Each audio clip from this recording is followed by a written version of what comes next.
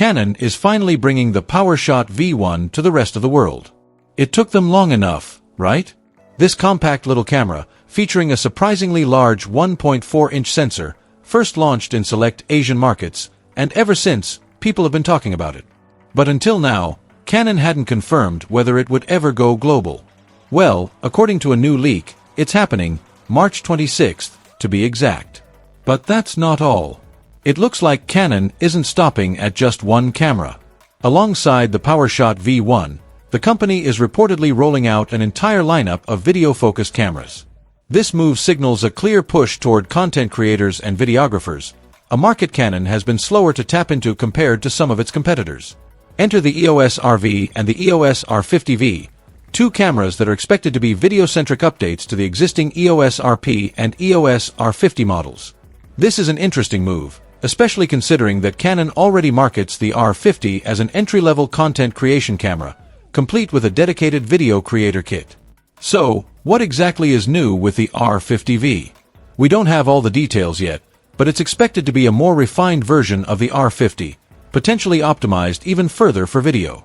Reports suggest that it will retain the 24.2 MP sensor from the EOS R50 and EOS R10, while ditching the active cooling system found in the PowerShot V1. In terms of size, it could be comparable to the EOS M6 Mark I, making it a compact and lightweight option for content creators who need portability without sacrificing quality. Then, there's the EOS RV, which sounds like the most powerful of the bunch. Rumors suggest that, unlike the R50 V, this model will actually include active cooling, just like the PowerShot V1. That's a big deal for longer recording sessions, especially for those shooting in high resolution. But that's not all. Unlike the R50 V, the EOS RV is expected to feature a better sensor than the 24.2 MP one found in its entry-level sibling. Given that the EOS RP is currently one of Canon's most affordable full-frame cameras, this could be a major upgrade for video shooters on a budget. Now, let's talk about pricing, because at the end of the day, that's what will determine whether these cameras are worth the upgrade. According to leaks, the PowerShot V1 is expected to be priced at around $900, similar to its current price in Asian markets. The EOS R50 V is rumored to land at around $650, making it a competitive option for beginner content creators. Meanwhile, the EOS RV is expected to be priced at about $1,000, though if it goes beyond that, it will need to introduce some serious features to justify the cost. It's clear that Canon is making a strategic push into the video creator market.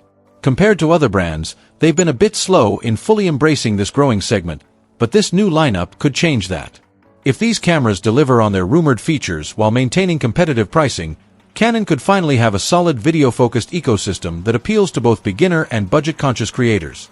But that brings us to the big question: what exactly are these video optimizations, and will they be enough to justify an upgrade? That's something we'll have to wait and see. Hopefully, we'll get more details soon. That said, Canon's approach here is intriguing. By expanding its lineup with dedicated video-focused models, the company is clearly acknowledging the growing demand for affordable, high-quality video gear.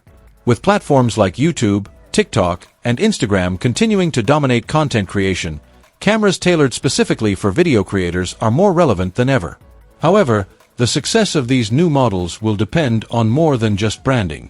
Canon will need to prove that the R50 V and EOS RV bring meaningful improvements over their predecessors. Features like better low-light performance, improved autofocus, enhanced color science, and longer recording times could be key factors in determining whether these cameras stand out in an increasingly competitive market. Additionally, the lack of active cooling in the R50 V might raise concerns for creators who film longer content, such as vlogs or interviews. On the other hand, the EOS RV's rumored active cooling could make it a strong alternative for those looking for a budget-friendly camera that can handle extended recording sessions. Canon is clearly betting on this new video-centric lineup to strengthen its position in the content creator space. But will it be enough?